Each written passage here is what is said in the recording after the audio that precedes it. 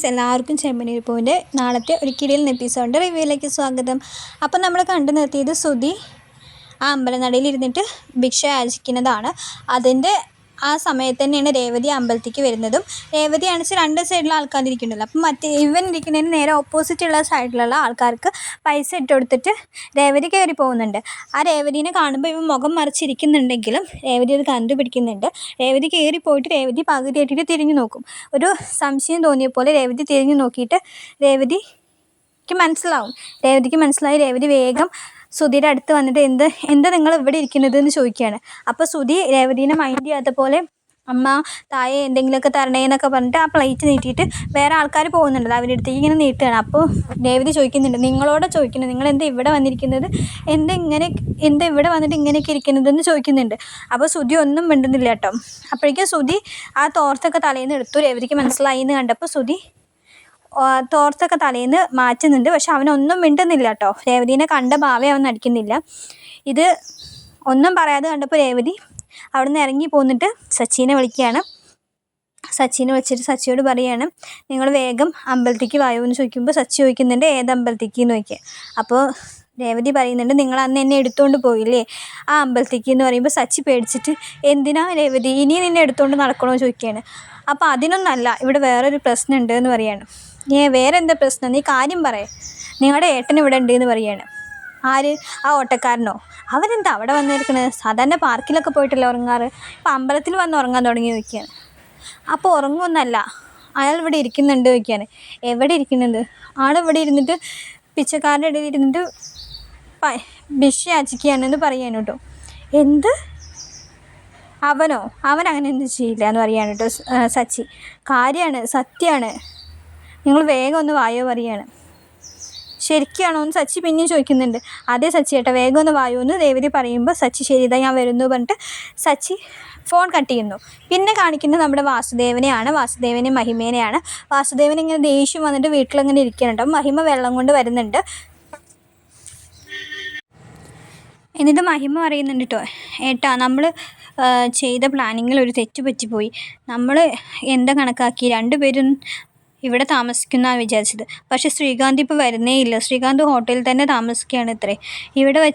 ഇവിടെ താമസിക്കുകയാണെന്ന് വെച്ചാൽ എന്തെങ്കിലുമൊക്കെ പറഞ്ഞാൽ അവൻ്റെ മനസ്സ് മാറ്റായിരുന്നു എന്ന് വാസുദേവനും പറയുന്നുണ്ട്. ഞാനും അതന്നെ വിചാരിച്ചത്. ആ രവീന്ദ്രൻ്റെ മകനല്ലേ, അവൻ അതിൻ്റെ അഹങ്കാരം കാണും, അതല്ലേ അവൻ വരാത്തതെന്ന് പറയാണ്. ഇവിടെ താമസിക്കുകയാണെന്ന് വെച്ചാൽ സ്വന്തമായിട്ടൊരു റെസ്റ്റോറൻറ്റ് വെച്ച് തരാമെന്നൊക്കെ പറഞ്ഞിട്ട് അവൻ്റെ മനസ്സ് എങ്ങനെയെങ്കിലും മാറ്റായിരുന്നു. ഇനിയിപ്പോൾ എന്താ ചെയ്യുക? ഇനിയിപ്പോൾ പെട്ടെന്ന് ശ്രീകാന്തിൻ്റെ വീട്ടിലേക്ക് പോകണമെന്ന് തോന്നിയിട്ട് വന്ന് ശ്രുതിനെയും കൂട്ടിക്കൊണ്ടുപോയാൽ നമ്മൾ എന്ത് ചെയ്യും? അപ്പം വാസുദേവൻ പറയുന്നുണ്ട്, അങ്ങനെയാണെന്ന് വെച്ചാൽ രവീന്ദ്രൻ ആദ്യമേ പറഞ്ഞപ്പോൾ അവന് കൂട്ടിപ്പോവാറുന്നല്ലോ, അപ്പോൾ അവനത് ചെയ്തില്ലല്ലോ, മോളും പോവില്ല പറഞ്ഞിട്ട് നിന്നായിരുന്നു. ഇനി എന്തായാലും അത് ഉണ്ടാവില്ല എന്ന് പറയാൻ കേട്ടോ. അപ്പം മഹിമ പറയുന്നുണ്ട്, എന്നാലും നമുക്ക് എന്തേലും ചെയ്യണം ഏട്ടാ, അവനിവിടെ കൊണ്ട് താമസിപ്പിക്കാൻ നമുക്ക് എന്ത് ചെയ്യാൻ പറ്റുക അത് ചെയ്യണം എന്ന് പറയുമ്പോൾ വാസുദേവൻ പറയുന്നുണ്ട്, ഞാൻ ആലോചിക്കട്ടെ, എന്താ ചെയ്യാൻ പറ്റുകയെന്ന് ഞാൻ ആലോചിക്കട്ടെ എന്ന് പറഞ്ഞിട്ട് ഇരിക്കുമ്പോഴാണ് അവിടേക്ക് ദേഷ്യം പിടിച്ചിട്ടാണ് വരുന്നത് കേട്ടോ. ദേഷ്യം വന്നിട്ട് മമ്മീന്ന് വിളിച്ച് വന്നിട്ട് അവളുടെ കയ്യിലുള്ള ബാഗൊക്കെ അവളിൽ നിന്ന് വലിച്ചെറിയുന്നുണ്ട്. അപ്പോൾ മഹിമ ചോദിക്കുന്നു, എന്താ നിനക്ക് പറ്റി? എനിക്ക് വരുന്ന ദേഷ്യത്തിന് ഞാൻ എന്താ ചെയ്യാമെന്ന് തന്നെ എനിക്കറിയില്ല, ആ ഇഡിയറ്റിനെ ഞാൻ എന്ത് ചെയ്യണമെന്ന് എനിക്ക് അറിയുന്നില്ല മമ്മി എന്ന് പറയാണ്. അപ്പോൾ മഹിമ പറയുന്നത്, എന്ത് പറ്റി? ശ്രീകാന്തുമായിട്ട് പിന്നെ വല്ല പ്രശ്നം ഉണ്ടായോ? നീ എന്തിനാടി അവനെങ്ങനെ ഉപദ്രവിക്കുന്നത്? അവനെ ആകെ മനസ്സ് വിഷമിച്ചിട്ട് ഹോട്ടലിലൊക്കെ പോയി താമസിക്കല്ലേ എന്ന് പറയുമ്പോൾ പക്ഷെ പറയുന്നുണ്ട്, ഞാൻ അതിന് ശ്രീകാന്തിൻ്റെ കാര്യമല്ല പറഞ്ഞത്. പിന്നെ ആരുടേന്ന് വാസുദേവൻ ചോദിക്കുമ്പോൾ അച്ഛൻ അറിയില്ലേ, അച്ഛൻ തേടി പിടിച്ചിട്ട് എനിക്കൊരാളെ കല്യാണം കഴിക്കാൻ കൊണ്ടുവന്നില്ലേ, അവൻ്റെ കാര്യമാണ് ഞാൻ പറയണതെന്ന് പറയാൻ കേട്ടോ. ഞാൻ സ്റ്റുഡിയോയ്ക്ക് പോണ വഴിക്ക് അവൻ എന്നെ തടഞ്ഞു നിർത്തി മിസ്ബിഹേവ് ചെയ്തു. എന്താ അവൻ ചെയ്തതെന്ന് ചോദിക്കാൻ കേട്ടോ മഹിമ. അപ്പോൾ അവിടെ നടന്ന കാര്യങ്ങളൊക്കെ പറയുകയാണ്, ഇങ്ങനെയൊക്കെ ഉണ്ടായി, സച്ചി വന്ന് രക്ഷിച്ചു എന്നൊക്കെ പറയാണ്. അപ്പോൾ മഹിമ ചോദിക്കുക, അവിടെ സച്ചി വന്നോന്ന്? സച്ചിയേട്ടൻ വന്നോണ്ട് ഞാൻ രക്ഷപ്പെട്ടു, ഇല്ലെങ്കിൽ അവൻ എന്നെ എന്തെങ്കിലും ചെയ്തായിരുന്നു ചോദിക്കുകയാണ്. അപ്പോൾ മധുസൂദനൻ പറയുന്നുണ്ട്, ഇപ്പോഴാണ് മനസ്സിലായത്, ആ സച്ചി പെട്ടെന്ന് അവിടെ എത്തിയോ, ഇവനും തമ്മിലുള്ള പ്ലാൻ ആയിരിക്കും, നിന്നെ ഇങ്ങനെ ചെയ്യാൻ പറഞ്ഞിട്ട് അവൻ നിന്നെ രക്ഷിക്കാൻ വരുന്ന ഹീറോ പോലെ അഭിനയിക്കാൻ വേണ്ടിയിട്ട് അവർ പ്ലാൻ ചെയ്തതാവും എന്ന് പറയാൻ കേട്ടോ. അപ്പോൾ വർഷ പറയുന്നുണ്ട്, അച്ഛൻ എന്താ പ്രാന്തുണ്ടോ? സച്ചിയേട്ടനും റോഷനും ആദ്യമായിട്ടാണ് കാണുന്നത്. അവർ തമ്മിൽ ഒരു കോണ്ടാക്റ്റും ഇല്ല. എന്നെ രക്ഷിച്ചത് സച്ചിയേട്ടനാണ്. ഇതിൽ ശരിക്കും അച്ഛനൊരു പങ്കുണ്ട്. റോഷനെ കണ്ടുപിടിച്ചത് അച്ഛനല്ലേ, അവനെന്നെ ഉപദ്രവിക്കുന്നതിൽ അച്ഛനൊരു പങ്കുണ്ട്. അപ്പോൾ അച്ഛൻ്റെ തെറ്റ് മറച്ചു വെച്ചിട്ട് അതും സച്ചിയേട്ടൻ്റെ മണ്ടയ്ക്കിടാനാണോ അച്ഛൻ നോക്കുന്നത്?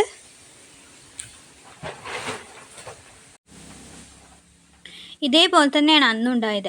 അന്ന് ആ പ്രശ്നം ഇത്രയും വഷളാക്കിയത് അച്ഛൻ തന്നെയാണ്. അച്ഛൻ്റെ ഇങ്ങനത്തെ സംസാരമാണ് സച്ചിയേട്ടനെ കൊണ്ട് അച്ഛൻ അടിപ്പിച്ചതെന്ന് പറയാണ്. ഓ, അപ്പോൾ ഇന്നലെ വരെ എന്നെ സപ്പോർട്ട് ചെയ്ത ആൾ ഇപ്പം അവനെ സപ്പോർട്ട് ചെയ്യുന്നു, കണ്ടില്ലേ മഹിമയെന്ന് ചോദിക്കുമ്പോൾ മഹിമ പറയുന്നുണ്ട്, എന്താ മോളെ നീ, അപ്പോൾ അവൻ നിൻ്റെ അച്ഛനെ അടിച്ചത് ശരിയാണോ എന്ന് നീ പറയുകയാണോ? ശരിയാണോ? അപ്പോൾ വർഷ പറയുന്നുണ്ട്, അത് ശരിയാണെന്നല്ല ഞാൻ പറഞ്ഞത്, അച്ഛൻ്റെ സംസാരവും ശരിയായിരുന്നില്ല എന്നേ ഞാൻ പറഞ്ഞുള്ളൂ.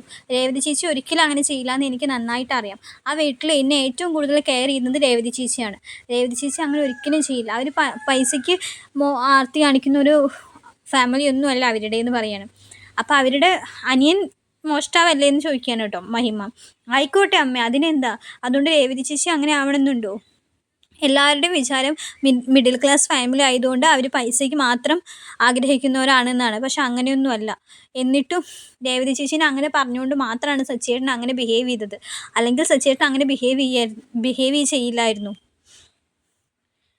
ഇപ്പം കണ്ടില്ലേ, ഇവളെ കൊണ്ട് ഇങ്ങനെ പറയിക്കാൻ വേണ്ടിയിട്ട് ആ റോഷനും സച്ചിയും കൂടി ചേർന്ന് ചെയ്ത പരിപാടി ഇതൊക്കെയെന്ന് മധുസൂദനൻ പറയുന്നുണ്ട്. അപ്പോൾ വർഷ പറയുന്നുണ്ട്, മതി അച്ഛൻ അത് തന്നെ പറഞ്ഞുകൊണ്ടിരിക്കണ്ട. അപ്പോൾ എനിക്കും സംശയിക്കാമല്ലോ, അച്ഛനാണ് റോഷനെ പറഞ്ഞു വിട്ടതെന്ന്. എന്താ മോളെ നീ ഞങ്ങളെ സംശയിക്കുന്നത്? പിന്നെ നിങ്ങൾക്ക് മാത്രം എല്ലാവരെയും സംശയിക്കാൻ പറ്റുമോ? അല്ലെങ്കിൽ ഞാനും ശ്രീകാന്തും പിരിഞ്ഞിരിക്കുകയാണെന്നുള്ള കാര്യമോ റോഷൻ എങ്ങനെ അറിഞ്ഞു? എനിക്ക് നിങ്ങളെ സംശയിച്ചൂടെ? എന്തായാലും എനിക്കിനി ഇങ്ങനെ പറ്റില്ല അമ്മ, ഇതിനൊരു ഫുൾ സ്റ്റോപ്പ് വേണം. ശ്രീകാന്ത് നല്ല വിഷമിക്കുന്നുണ്ട്. ഞാനില്ലാതെ അവൻ വീട്ടിലേക്ക് തിരിച്ചു പോകില്ല എന്നാണ് പറയുന്നത്. ഒരുപാട് അവൻ കഷ്ടപ്പെടുന്നുണ്ട്. നിങ്ങൾ തമ്മിലുള്ള പ്രശ്നത്തിന് ഞാൻ എന്തിനാണ് അവനെ വിഷമിപ്പിക്കുന്നത്? ഞാൻ തിരിച്ചു പോവുകയാണെന്ന് പറയാണ്. അപ്പോൾ എങ്ങോട്ടെന്ന് മഹിമ ചോദിക്കുന്നുണ്ട്. ഇനി എൻ്റെ വീട്ടിലേക്ക് എന്ന് പറഞ്ഞു. ഇതല്ലേ നിൻ്റെ വീട്? അല്ല, ശ്രീകാന്ത് എവിടെയുള്ളൂ അതാണ് എൻ്റെ വീട് എന്ന് പറയാണ്. മഹിമ അറിയുന്നുണ്ട്, നിൻ്റെ അച്ഛനെ തല്ലിച്ചതച്ചവൻ്റെ വീട്ടിലേക്കാണോ നീ പോകുന്നത് എന്ന് പറയാണ്. അപ്പോൾ വർഷ പറയുന്നുണ്ട്, അതിന് അയാളുടെ കൂടെ അല്ലല്ലോ ഞാൻ ജീവിക്കുന്നത്, ഞാൻ ശ്രീകാന്തിൻ്റെ കൂടെ അല്ലേ ജീവിക്കുന്നത്. ശ്രീകാന്ത് എന്നോട് ഒരു അപമര്യാദയായിട്ട് പെരുമാറിയിട്ടില്ല. പിന്നെ ഞാൻ എന്തിനാണ് അവനെ വെറുപ്പിക്കുന്നതും അവനെ വിഷമിപ്പിക്കുന്നതും? എനിക്കിനതിന് പറ്റില്ല അമ്മ, പറ്റില്ല മമ്മി എന്ന് പറയാണ്. അപ്പോൾ മധുസൂദനൻ പറയുന്നുണ്ട്, മോളെ ഞാനൊന്ന് പറയട്ടെ എന്ന് പറയുമ്പോൾ വർഷ പറയുന്നുണ്ട്, വേണ്ട അച്ഛൻ, ഞാൻ തീരുമാനിച്ചു കഴിഞ്ഞു, ഞാൻ പോവുകയാണ് പറഞ്ഞിട്ട് ബാഗ് എടുത്തിട്ട് വർഷ ഇറങ്ങി പോകുന്ന സീനാണ് കേട്ടോ കാണിക്കുന്നത്. പിന്നെ കാണിക്കുന്നത് വീണ്ടും അമ്പലത്തിൽ സുധീനെയാണ് കാണിക്കുന്നത്. അപ്പോൾ സച്ചി അമ്പലത്തിൽ എത്തിയിട്ടുണ്ട്. അതിന് മുന്നേ സുധീരെ കുറച്ച് സൗണ്ട് പോയിട്ട് ഇങ്ങനെ വിഷമിച്ചിട്ടിരിക്കുന്ന സീനൊക്കെ കാണിക്കുന്നുണ്ട്. അപ്പോൾ അവിടെ ഉള്ളവർ പറയുന്നുണ്ട്, എല്ലാം കഷ്ടപ്പാടുള്ള പണി തന്നെയാണ്, ഒരു പിച്ചെടുത്ത് ജീവിക്കുകയാണെന്ന് വെച്ചാലും അതിനും കഷ്ടപ്പാടുണ്ട്, വെയിലത്ത് ഇങ്ങനെ ഇരിക്കണം, നല്ല സൗണ്ട് ഉണ്ടാവണം, സൗണ്ട് പോവും, എല്ലാ പണിക്കും അതിൻ്റേതായ കഷ്ടപ്പാടുണ്ട് എന്നൊക്കെ പറയുമ്പോൾ സുധി അതൊക്കെ ആലോചിക്കുന്നതാട്ടോ. അപ്പോൾ സച്ചി വേഗം വന്നിട്ട് ഇവനെ കാണുമ്പോൾ സച്ചിക്ക് വിഷമാവുന്നുണ്ടോ. അപ്പോൾ ഇവൻ എന്ത് പറ്റിയെന്ന് പറഞ്ഞിട്ട് സച്ചി വേഗം വന്നിട്ട് എണീക്കടാ പറഞ്ഞിട്ട് സുധീനെ എണീപ്പിക്കുന്നുണ്ട്. അപ്പോൾ സുധി ഒന്നും വേണ്ടുന്നില്ല കേട്ടോ. എന്താടാ നീ ഇവിടെ വന്നിരിക്കുന്നത്? ഇത്രയും പഠിച്ചിട്ട് ഇതിനാണോ നീ വന്നിരിക്കുന്നത്? നിനക്ക് എന്താണ് പറ്റിയത്, എന്താ പറ്റിയതെന്ന് ചോദിക്കുന്നുണ്ട്. അപ്പോൾ അവനൊന്നും പറയുന്നില്ല. നീ പോ, ഞാൻ വരുന്നില്ല എന്ന് പറയാൻ കേട്ടോ. എണീക്കടാ സുധി, നീ എന്താണ് ഇവിടെ വന്നിരിക്കുന്നത്? നിനക്ക് എന്താ പറ്റിയെന്ന് ചോദിക്കുന്നുണ്ട്. ഇത്രയും വലിയ പഠിപ്പൊക്കെ പഠിച്ചിട്ട് നമ്മുടെ അച്ഛനെയും അമ്മേനെങ്കിലും നീ ഓർക്ക്, ഇതൊക്കെ അറിഞ്ഞു കഴിഞ്ഞാൽ നമ്മുടെ കുടുംബത്തിനല്ലേ നാണക്കേട്, എണീക്കടാ നീ എന്ന് പറയുന്നുണ്ട്. അപ്പം രേവതി പറയുന്നുണ്ട്, അച്ഛനും അമ്മയൊക്കെ അറിഞ്ഞു കഴിഞ്ഞാൽ വിഷമാവും അവർക്ക് എന്നൊക്കെ പറയുന്നുണ്ട്. അപ്പോൾ നിങ്ങളെങ്കിലും ഒന്ന് പറയുന്നൊക്കെ പറഞ്ഞിട്ട് അപ്പുറത്തുള്ളവരോടൊക്കെ സച്ചി പറയുന്നുണ്ട്. അപ്പോൾ അവർ പറയുന്നുണ്ട്, ഇതിപ്പോൾ എന്നൊന്നുമില്ല, അയാളിപ്പോൾ ഒന്ന് ഇൻറ്റേൺഷിപ്പ് പോലെ വന്നിരിക്കുകയാണ്, ഇന്നൊരു ദിവസത്തെ മാത്രമാണ് പറയുന്നുണ്ട്. ഇൻറ്റേൺഷിപ്പോ പരിഹാരമോ എന്തോ പരിഹാരത്തിന് വേണ്ടിയിട്ടാണെന്ന് പറയുന്നുണ്ട്. അപ്പോൾ സച്ചി പറയുക, പരിഹാരം എന്താ എടാ എണീക്കടാന്നൊക്കെ പറഞ്ഞിട്ട് എണീപ്പിക്കുന്നുണ്ട്. അപ്പോൾ സുധീനെ എണീപ്പിക്കുമ്പോൾ സുധി പറഞ്ഞു, ഇല്ല ഞാൻ വരില്ല, ഞാൻ 6 മണി കഴിയാതെ ഇവിടെ എണീക്കില്ല എന്ന് പറയുന്നുണ്ട് കേട്ടോ.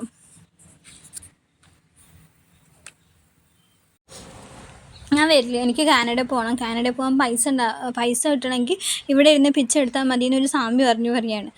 അപ്പോൾ രേവതി പറയുന്നുണ്ട്, അങ്ങനെയൊക്കെ ഏതെങ്കിലും സ്വാമിമാർ പറയുമോ? അങ്ങനെയൊന്നും ആരും പറയില്ല എന്ന് പറയുന്നത്. സച്ചി പറയുന്നുണ്ട്, എടാ പൈസയ്ക്ക് വേണിച്ചാൽ അതിന് അധ്വാനിക്കുക വേണ്ട, അല്ലാതെ ഇവിടെ വന്നിരിക്കുകയല്ല ചെയ്യേണ്ടതെന്ന് പറയാണ് കേട്ടോ.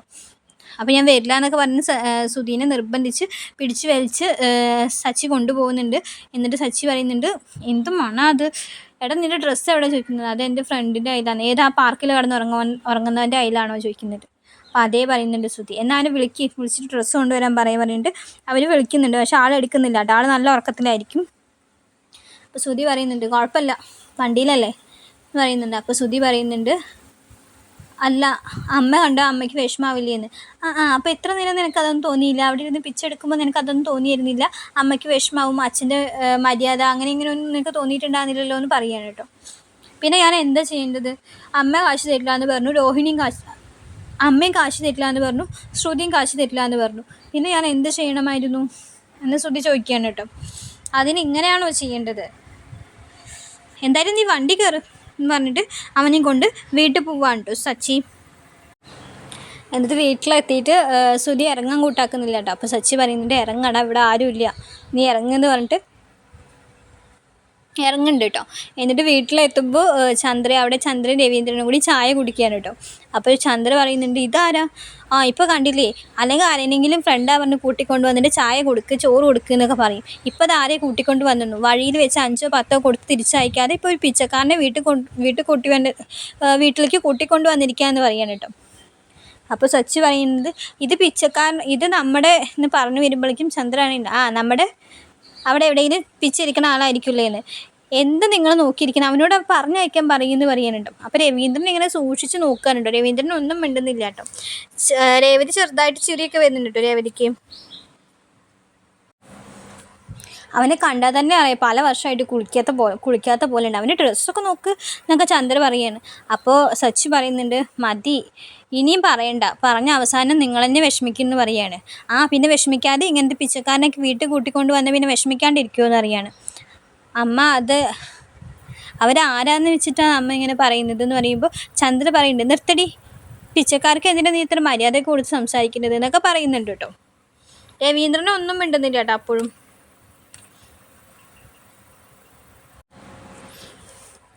ഇങ്ങനെ പറഞ്ഞുകൊണ്ടിരിക്കുന്നതിൻ്റെ ഇടയിലാണ് ശ്രുതി അമ്മ എന്ന് വിളിക്കുക. അപ്പോഴാണ് ചന്ദ്ര ആകെ നെട്ടും, ഇവനെ കണ്ട് ചന്ദ്ര ആകെ ഷോക്കാവും കേട്ടോ. ചന്ദ്രയ്ക്ക് നല്ല വിഷമാവും. ചന്ദ്ര നീച്ച് നിന്നാന്ന് ചന്ദ്ര പെട്ടെന്ന് അവിടെ ഇരിക്കും കേട്ടോ.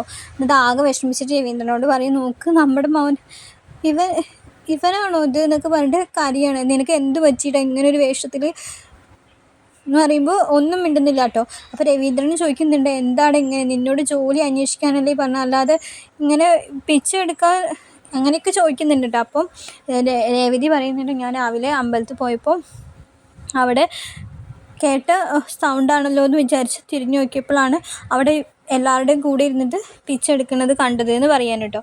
അപ്പം ഞെട്ടിപ്പോവാണ് എല്ലാവരും.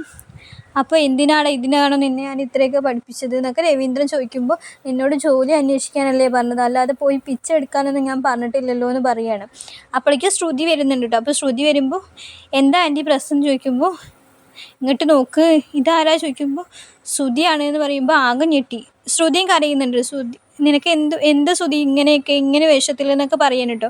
അപ്പോൾ അവൻ അമ്പലത്തിലിരുന്ന് പിച്ചെടുക്കായിരുന്നു എന്ന് സച്ചി പറയുമ്പോൾ, പിച്ചെടുക്ക് എന്താ ശ്രുതി ഇത്, നിനക്ക് എന്താ പറ്റിയെന്ന് ചോദിക്കുമ്പോൾ, പിന്നെ ഞാൻ എന്ത് ചെയ്യണം, എനിക്ക് ആരും കാനഡയിൽ പോകാൻ പൈസ തരില്ല എന്ന് പറഞ്ഞു, പിന്നെ ഞാൻ എന്ത് ചെയ്യണം, അതിനെ ഞാൻ പിച്ചെടുക്കാൻ പോയതെന്ന് പറയാണ്. അപ്പോൾ രവീന്ദ്രൻ പറയുന്നുണ്ട്, എന്ത് പിച്ചെടുത്തിട്ട് നീ 14 ലക്ഷം സമ്പാദിക്കാനോ, അല്ല ഇങ്ങനെ ഒരു സ്വാമിയാരെ കണ്ടു, ആളാണ് പരിഹാരമായിട്ട് ഇങ്ങനെ ചെയ്യണമെന്നൊക്കെ പറഞ്ഞു എന്ന് പറയൂട്ടോ.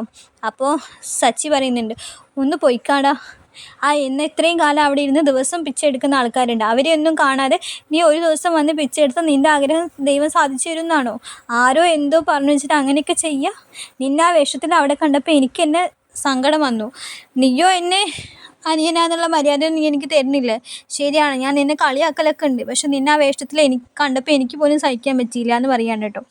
അതുകൊണ്ടാണ് ഞാൻ നിന്നെ കൂട്ടിക്കൊണ്ട് വന്നത് എന്ന് പറയുമ്പോൾ എല്ലാവർക്കും വിഷമാവും കേട്ടോ. അങ്ങനെ എല്ലാവരും അങ്ങോട്ടും ഇങ്ങോട്ടും വിഷമിച്ച് കുറച്ച് കാര്യങ്ങളൊക്കെ പറയുന്ന സീനാണ്. ചന്ദ്രയ്ക്ക് നല്ല വിഷമാവുന്നുണ്ട്, ശ്രുതിക്ക് വിഷമാവുന്നുണ്ട്, എല്ലാവരുടെ മുന്നിൽ നാണം കെട്ട പോലെ ആയില്ലേ. അതിലാണ് ഇന്നത്തെ എപ്പിസോഡ് അവസാനിക്കുന്നത്. ഇനി വരുന്നത് പിറ്റേ ദിവസമാണ് ശ്രീകാന്തും വർഷയും കൂടി വരുന്ന എപ്പിസോഡ്സൊക്കെയാണ്. കേക്ക് മുറിക്കുക, എല്ലാവരും കേക്കൊക്കെ കൊടുത്ത് ഷഷ്ഠിയുടെ നിരപരാധിത്വം വർഷം മനസ്സിലാക്കുന്ന സീൻസൊക്കെയാണ് വരുന്നത്. അപ്പോൾ വീഡിയോ ഇഷ്ടമായി കഴിഞ്ഞാൽ എല്ലാവരും ഒന്ന് ലൈക്ക് ചെയ്യണം, സബ്സ്ക്രൈബ് ചെയ്യണം. താങ്ക്